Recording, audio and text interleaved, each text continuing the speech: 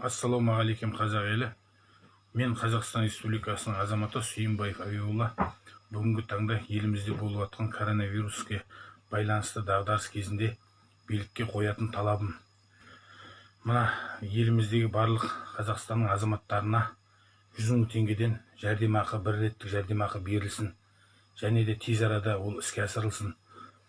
Және екінші, мына барлық мұнай өнімдері, заправкілерде бензиндер, дизтопливалар 75%-ға бағасы төмен түсірілсін. Себебі қазір мұнайдың бағасы 3 есеге арзандап кетіп отыр. Сосын және де міне газдардың бағасы, газ заправкілерде мына тұтынушы газдардың бағасы 50%-ға төмендетілсін.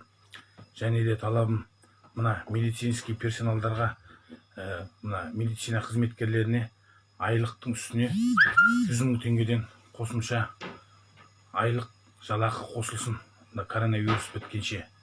Сосын және де мына несиесі бар, несие төлеп жатқан Қазақстан азаматтарына несиелері 3 айға тоқтатылсын, ешқандай үстіне өспесін және қара тізімге алынбасын.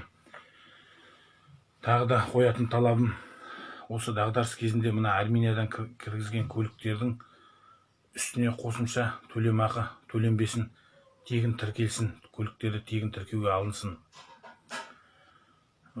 Және де мына медицинаның барлық саласы тегін болсын, халыққа жәрдем берілсін. Және де мына студенттердің оқуға төлейтін төлемдері 50%-ға жеңілдік жасалсын. Осыны мына үкіметтен мен талап етем. Осы орындалсын, халыққа жағдай жасалсын. Және де барлық қазақстандықтарға айтқым келгені, осы челленджді қолдап, осы үкіметке талап қойыңыздар дегім келеді. Алға көше партиясы, алға Қазақстан.